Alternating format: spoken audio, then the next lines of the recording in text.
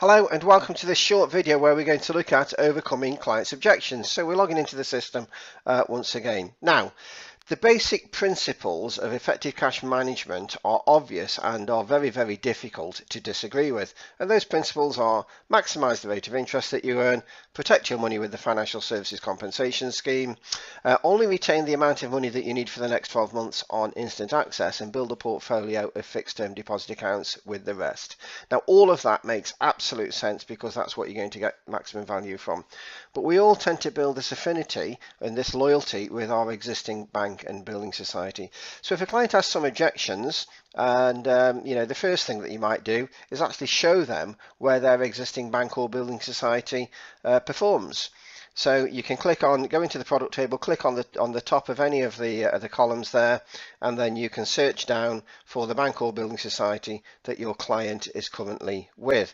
Now, a lot of them will probably be with, Nationwide, some National Savings, but we've got to keep going all the way down before we get to NatWest, before we get to HSBC and people like that. They're a long way down. So it's important to show people how their existing banks and building societies are treating them. And you can do that across the range of products clearly that we have within the system, and clearly for what you're going to be talking about with your clients.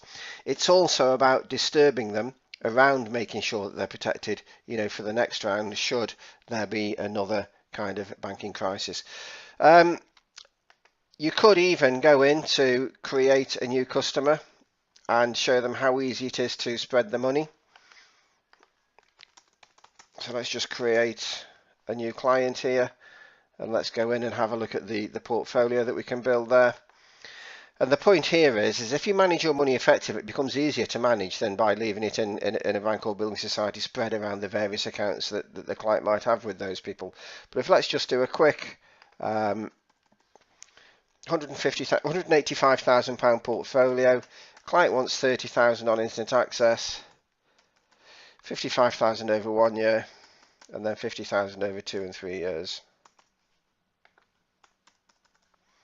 Very quickly, very dynamic, we can show the client what return they could get. And here we've got a £3,000 return, which you can measure against what they're currently getting. We can produce a report on that, and at the end of the day, there's no one solution. Doesn't matter what you have and what you offer, that you've got no one solution that satisfies every client.